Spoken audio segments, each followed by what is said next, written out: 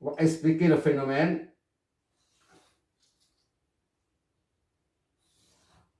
Voilà. Ça, c'est le courant et la tension.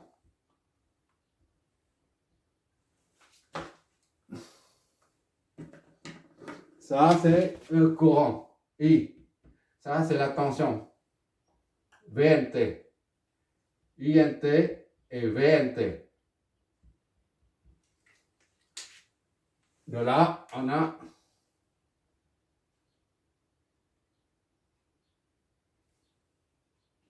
voilà, à main levée. Hein. Voilà, ça, c'est le courant I. Et après, de 0 à 2, on a 25 volts pour la tension. Ça, c'est 10. 10. Et ça, c'est 25. De 0 à 2, on a 25. 25 volts. Et de 2 à 4, on a 0 volts. 2 à 4, 0 volts. Et puis de 4 à 6, on a moins 25 volts.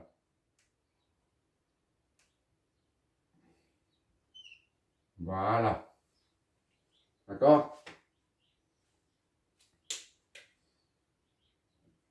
Ça, c'est par symétrie. On utilise ça seulement, d'accord? Ça, c'est moins 25. Voilà. Toujours, j'espère. Ah, je suis à la limite. Bon. Là, on va expliquer le graphe. Lorsque le courant varie, on a dit, pour une bobine, il faut que le champ magnétique, le courant passe, il y a une variation du champ magnétique. D'accord? Et à partir de là, ça induit un courant, une tension, qu'on appelle tension induite, VNT.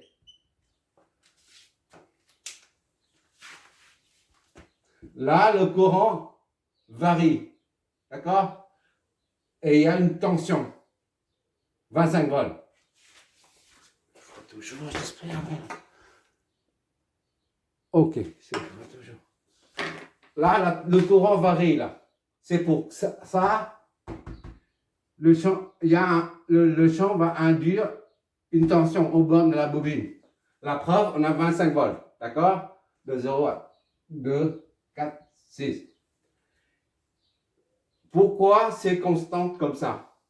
Parce que le courant, le taux de variation du courant est toujours constant. Le taux ici, là, le taux de variation, là, c'est le coefficient directeur, ce qui est 5000.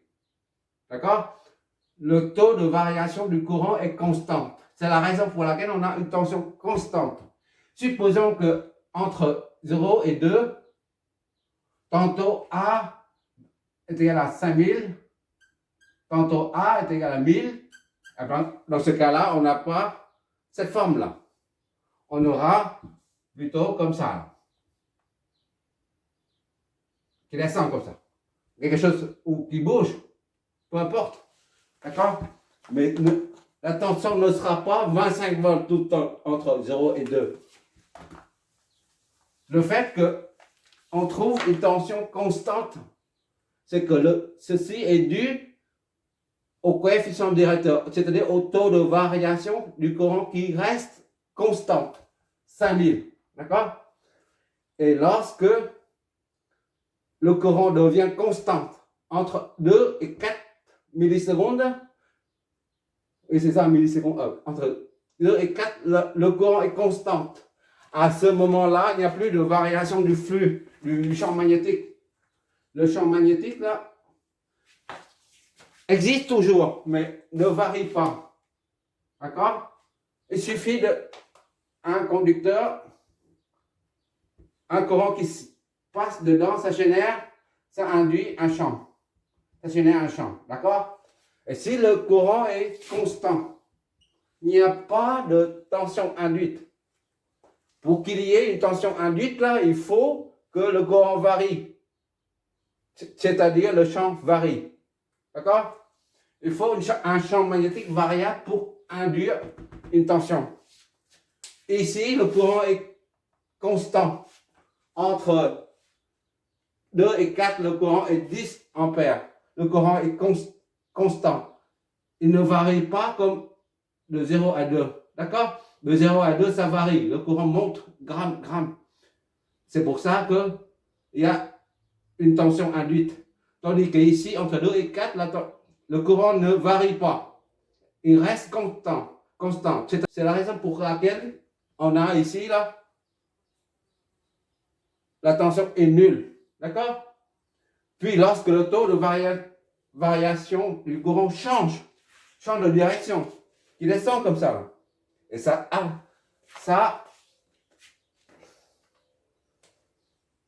donne le sens contraire. Tout à l'heure, c'était plus, moins. Maintenant, ça donne moins et plus. La polarité aux bornes de la bobine sera intervertie. C'est tout. C'est la raison pour laquelle on trouve moins. D'accord? Le courant n'a pas besoin de changer de sens, direction et sens. Direction et sens, deux choses différentes. Vu que le courant ne change pas ici le courant ne change pas de direction, puisqu'il ne descend pas sous l'axe OT. Il est toujours positif. D'accord? Positif. Mais la tension, elle, tantôt positive, tantôt négative. Tout simplement, ceci est dû aux variations, au taux de variation du courant. Ça varie différemment. D'accord? Ça, c'est la loi de Less. Dès que le taux de variation du courant change, eh ben, on voit tout de suite là, la polarité aux bornes de la bobine s'inverse. Ça, c'est tantôt positif, tantôt négatif. Ici, pareil, tantôt négatif, tantôt positif. J'anticipe que lorsqu'on a une tension sinusoïdale, au lieu d'avoir une forme de courant, ça c'est les trapèzes, oui, les trapèzes, je crois. Ça fait des années maintenant, je ne me rappelle plus. Les trapèzes, je crois. Au lieu d'avoir ça, on a une IT est égal à 2 sinus de T, par exemple. Alors là, ça change tout le temps. Et ça change tout le temps en même temps. Tandis que nous, ici, on a le courant qui ne change pas. Et pourtant, la tension change. Ça, c'est hyper important de voir la corrélation entre ça et ça. Il faut que ça soit cohérent. Le phénomène, la loi de Less et le phénomène d'induction. De l'induction avec ça. Il faut faire il faut voir la relation entre le graphe qu'on a trouvé et le phénomène physique qui se passe, qui se produit au sein du champ magnétique et lorsque le courant traverse une bobine. Voilà, je crois qu'au bout du deuxième exemple, tu as bien maîtrisé le phénomène de l'induction. Maintenant, on va faire un troisième. Le troisième permet d'exploiter la continuité. Pour un condensateur, on a dit, on a exploité la continuité de la tension aux bornes d'un condo. D'accord? La continuité de ça. Continuité. D'accord? De la tension au bord d'un condo. Et pour une inductance, le courant ILT qui traverse. Et ça génère une tension induite, VLT. On va exploiter non pas la continuité, on va exploiter la continuité, mais non pas de la tension. D'accord? Puisqu'on voit bien que là, il y a une continuité là. À 1,999999, presque 2, on a 10 volts.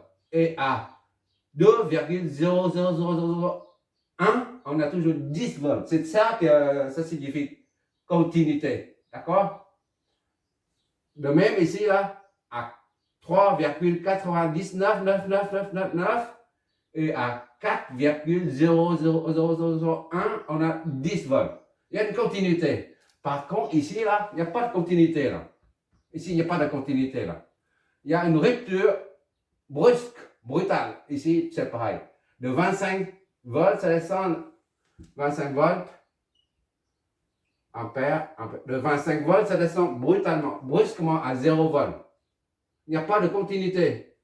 De même, ici, à partir de 0 volts, ça descend de façon brusque à moins 25 volts. Donc, on ne peut pas exploiter la propriété de continuité de la tension au bord d'une bobine. Voilà, on ne peut pas exploiter ici, là. Ici, on a exploité la continuité de la tension au bord d'un condensateur. Mais ici, on ne peut pas exploiter la continuité de la tension au bord d'une bobine. C'est impossible, puis ce qu'on vient de dire. Donc, on va exploiter la continuité du courant traversant la bobine, d'accord? Donc, c'est ça la continuité. Continuité. C'est l'objet du prochain, le troisième exercice, d'accord? Merci d'avoir regardé.